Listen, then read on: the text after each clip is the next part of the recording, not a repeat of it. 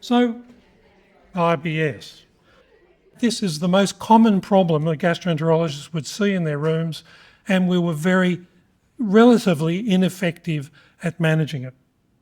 And I had a long history of working in laboratory research with dietary things and carbohydrates, and I had the view that there has to be a diet for IBS. So what was on the canvas already? What did we already know that we could actually develop this from? There had been lots of work done where people had identified these short-chain carbohydrates, sugars or little chains of sugars that caused symptoms like IBS.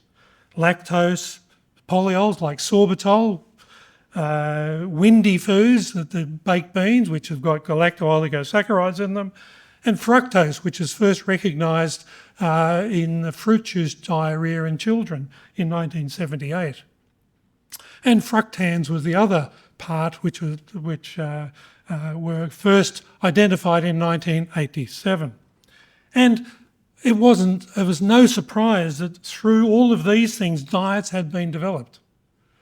Lactose-free diet, fructose and sorbitol-free diet. And these diets had all been published, but when you gave them to people with irritable bowel, they didn't seem to work too well, because basically what they did, they worked when people had masses of that particular substance. So if they had masses of lactose and they couldn't digest lactose, the diet worked beautifully.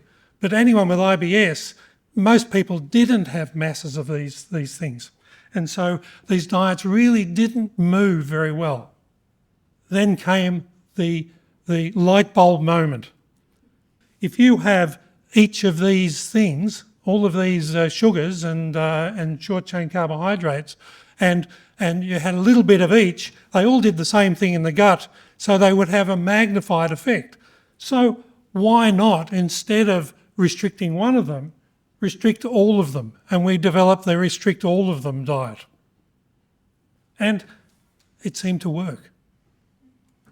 So what we decided we had to have was a collective term for these things, and so we could then develop a better name for the diet.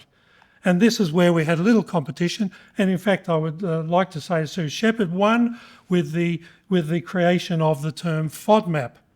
And we were told by, I reckon, everyone, this is a horrible term, it's rubbish. But we stuck to FODMAPs, and it was really a memorable term.